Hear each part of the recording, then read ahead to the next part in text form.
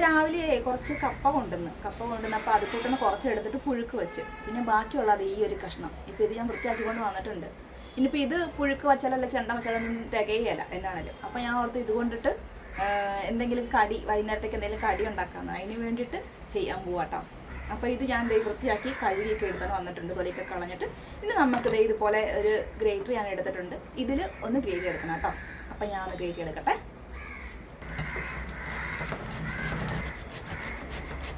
ഇതൊന്ന് കഴുകി വാരി എടുത്തിട്ട് വരാമേ.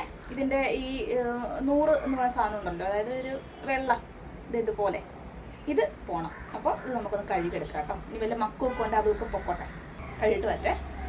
നമ്മുടെ കപ്പ ഇപ്പം എന്തായാലും നല്ലപോലെ കഴുകിയിട്ട് വന്നിട്ടുണ്ട് കേട്ടോ. ആ ഒരു 100 കപ്പ് പോയിട്ട് നല്ലപോലെ ആയിട്ട് വന്നിട്ടുണ്ട്. ഇപ്പോൾ ഒരു തേങ്ങാപ്പീരൊക്കെ പോലെ തോന്നണില്ലേ, ഇങ്ങനെ കിട്ടണം കേട്ടോ. ഇനി നമുക്ക് ഇതിലേക്ക് ചേർത്ത് കൊടുക്കേണ്ടത് അരിപ്പൊടിയാണ്. അപ്പോൾ അരിപ്പൊടി ചേർക്കേണ്ടത് ഇത് നല്ലപോലെ വിട്ട് കിടക്കുന്ന രീതിക്ക് ആവുന്നിടം വരെ അരിപ്പൊടി ചേർക്കുക. ഇപ്പോൾ കപ്പ നിങ്ങൾ എന്തായാലും എടുക്കുന്ന ആ ഒരു അളവൊന്നും ഞാൻ പറയണില്ല, ഞാൻ കാണിച്ചു തരാം എങ്ങനെ വരണം അരിപ്പൊടി കേട്ടോ. ഇനി ഇപ്പോൾ കുറച്ച് പാകത്തിന് ഉപ്പ് ഇട്ട് കൊടുക്കുകയാണ്. ഉപ്പ് പോരെങ്കിൽ പിന്നെ ഇട്ട് കൊടുക്കാമേ. ഇത് നല്ലപോലെ ഒന്ന് ഇളക്കി കൊടുക്കുക. അപ്പം നമ്മുടെ അരിപ്പൊടി നനയണം. നമ്മൾ പുട്ടിനൊക്കെ കുഴക്കുന്ന പോലെ നമ്മുടെ അരിപ്പൊടി നനഞ്ഞ് കിട്ടണം കേട്ടോ.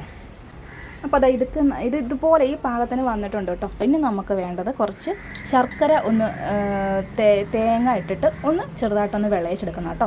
അപ്പോൾ ശർക്കര പാനി ഉണ്ടാക്കി അതിലേക്ക് നമുക്ക് തേങ്ങ ഇട്ട് കൊടുത്ത് 2-3 മിനിറ്റ് മതി കേട്ടോ അതിന്. അപ്പോൾ അതൊന്ന് ചെയ്തെടുക്കുക. പിന്നെ വേണ്ടത് കുറച്ച് വാഴയിലയാണ് കേട്ടോ. അപ്പോൾ വാഴയില എടുത്തിട്ട് അത് എങ്ങനെ ചെയ്യാമെന്നുള്ളതൊക്കെ ഞാൻ കാണിച്ചു തരാമേ. അപ്പോൾ വാഴ എടുത്തുകൊണ്ട് വരട്ടെ, അതുപോലെ ശർക്കരയും റെഡിയാക്കിയിട്ട് വരട്ടെ. നമുക്ക് ശർക്കര ആദ്യം ഒന്ന് ഉരുക്കിയെടുക്കാം കേട്ടോ. അപ്പം ഞാനിവിടെ എടുക്കുന്ന ശർക്കര കല്ലും കട്ടയൊന്നും ഇല്ലാത്ത നല്ല ശർക്കരയാണ് കേട്ടോ. അതുകൊണ്ട് നിങ്ങൾ ഉണ്ടാക്കുമ്പോൾ ആദ്യം ശർക്കരപ്പാനി ഉണ്ടാക്കി അതൊന്ന് അരിച്ചെടുത്തതിന് ശേഷം മാത്രം ബാക്കി ചെയ്യുക കേട്ടോ.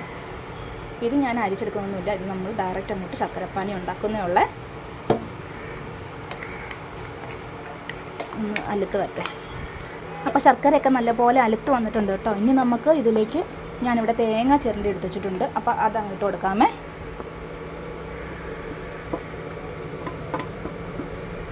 ഒരു അരമുറി തേങ്ങ ഇല്ല കേട്ടോ, കുറച്ചേ ഉള്ളൂ, അരമുറി മുഴുവൻ എടുത്തിട്ടില്ല. ഇത് അങ്ങിട്ട് കൊടുത്തിട്ടുണ്ട്. ഇനി ആ കൂട്ടത്തിലേക്ക് ഞാൻ ഒരു 2-3 ഏലക്കായും ഇച്ചിരി ജീരകവും കൂടെ പൊടിച്ചതുണ്ട് കേട്ടോ, അതൊന്ന് ഇട്ട് കൊടുക്കാം. അപ്പം മധുരം കൂടുതൽ വേണ്ടവർക്ക് കൂടുതൽ ശർക്കര ചേർക്കാം. ഞാനിപ്പോൾ ഇവിടെ ഒരുപാട് ശർക്കരയും ചേർത്തിട്ടില്ല. ഏലക്ക പൊടിച്ചതും ജീരകം പൊടിച്ചതും അങ്ങ് ചേർത്ത് കൊടുത്തിട്ടുണ്ട് കേട്ടോ. ഇത് ഇനി ഒന്ന് പതുക്കെ ഒന്ന് വിളയിച്ചെടുക്കാം. ഇതിപ്പോൾ അത്യാവശ്യം ഒന്ന് ഡ്രൈ ആയി വന്നിട്ടുണ്ട്, ഇത്ര മതി കേട്ടോ. ഇനി നമുക്ക് തീ ഓഫ് ചെയ്യാം കേട്ടോ. നമ്മളെടുത്തുള്ള വാഴയില ഉണ്ടല്ലോ, ഇത് ഈ ഒരു വലിപ്പത്തിൽ കട്ട് ചെയ്തെടുത്തിട്ടുണ്ട് കേട്ടോ. ഇത്രയും വീതിയുള്ളൂ.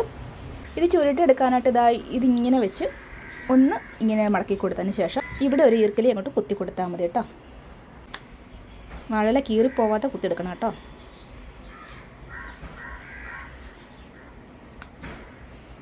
ഇങ്ങനെ. അപ്പോൾ നമ്മുടെ പലഹാരം ഉണ്ടാക്കാനുള്ള പാത്രമൊക്കെ ഇവിടെ റെഡി ആയിട്ടുണ്ട്. നല്ല വാഴയില പാത്രമാണ്. ഇനി നമുക്ക് ഇതിലേക്ക് വെച്ചിട്ട് അങ്ങോട്ട് വേവിച്ചെടുത്താൽ മാത്രം മതി കേട്ടോ. അപ്പോൾ ഞാൻ കാണിച്ചു തരാം.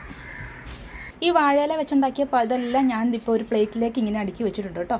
ഇനി നമുക്ക് ഇതിലേക്ക് ആണ് സാധനങ്ങൾ നിറച്ച് കൊടുക്കേണ്ടത്. അപ്പോൾ ഞാൻ നിറച്ച് കൊടുക്കട്ടെ ഒന്നേ. ഇതിലേക്ക് നമുക്ക് ആ ശർക്കര ചേർത്ത തേങ്ങ കുറേശ്ശെ അങ്ങ് ഇട്ട് കൊടുക്കാം കേട്ടോ. അപ്പോൾ കുറേശ്ശെ മതി, ഒരുപാട് വേണ്ട. ഒന്ന് അടി ഫില്ലാകുന്ന രീതിക്ക് ഇട്ട് കൊടുത്താൽ മതി.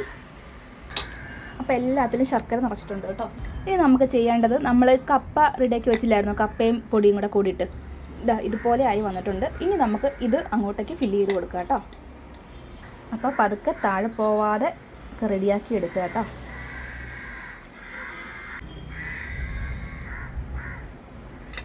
ആക്രാന്തം പിടിച്ച് വാരി ഇട്ടപ്പോഴത്തേക്കിനും ഇത് കുറച്ചൊക്കെ താഴേക്ക് പോയിട്ടുണ്ട് കേട്ടോ. പാത്രത്തിലേക്കൊക്കെ കുറച്ച് വീണിട്ടുണ്ട്.